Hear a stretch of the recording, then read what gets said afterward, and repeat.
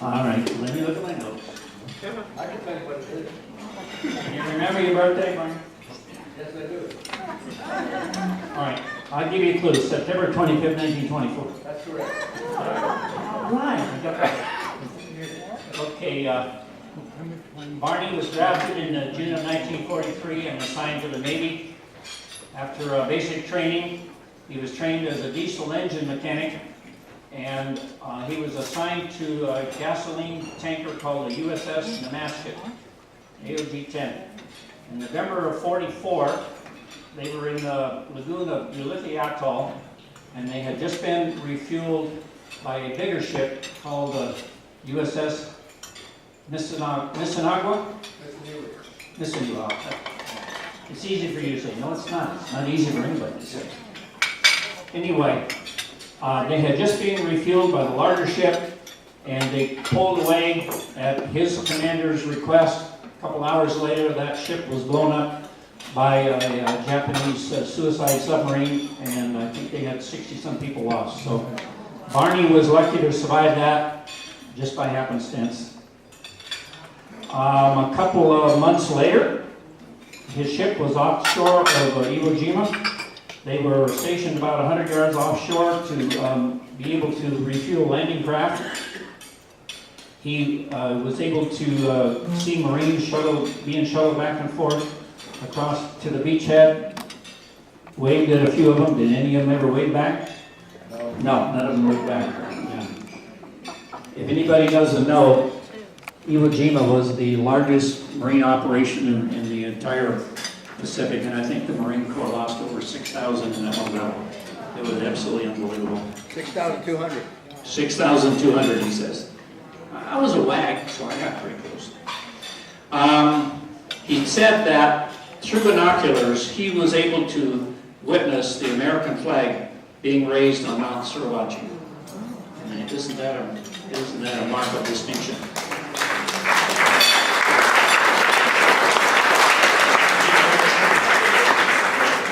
War wasn't over for him yet. During the battle for Okinawa, his ship was attacked by a kamikaze airplane, which was fortunately shot down by another American ship. So it did not hit them, but it came pretty close, he said.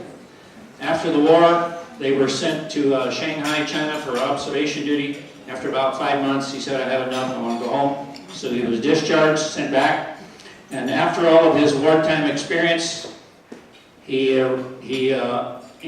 got his education and became a pastor for 30-some years.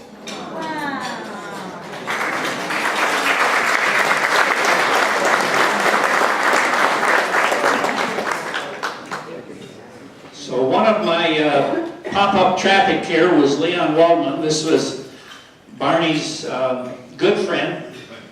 I didn't have enough information from Leon to put in the brochure out there, but I'm going to tell you about Leon. Leon served in World War II from November of 42 to September of 1945.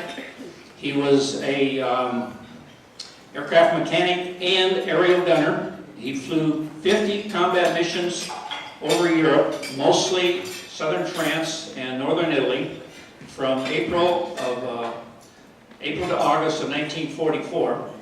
I forgot to mention, he was in the 483rd Bomb Group, 15th Air Force, out of Foggia, Italy. Very famous, he says. Yeah.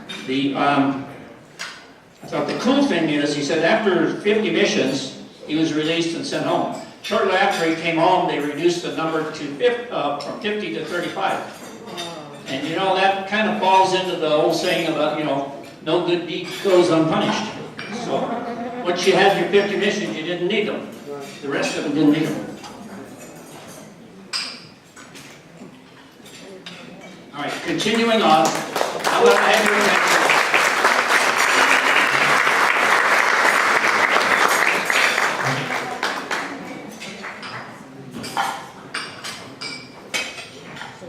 Continuing on, we have this young man, Joe Farrell.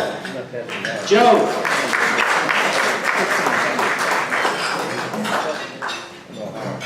Joe was born November 24th, 1924.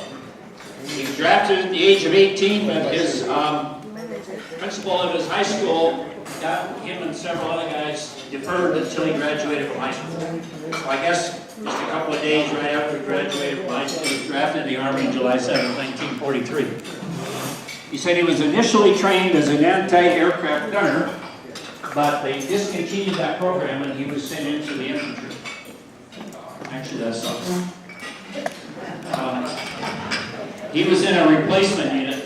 His group landed on Omaha Beach about D-Day plus 90, so it wasn't close to the invasion day.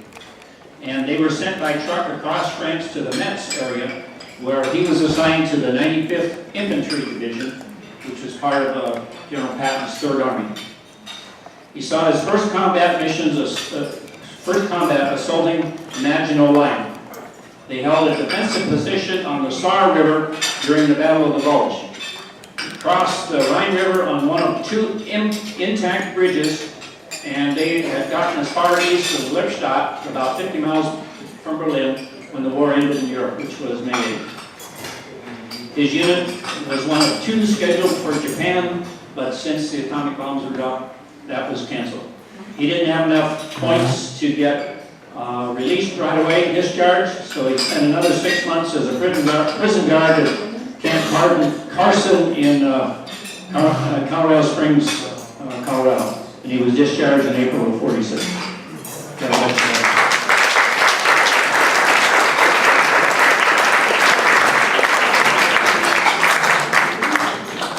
Okay, last but no means least, because I do believe he's the youngest,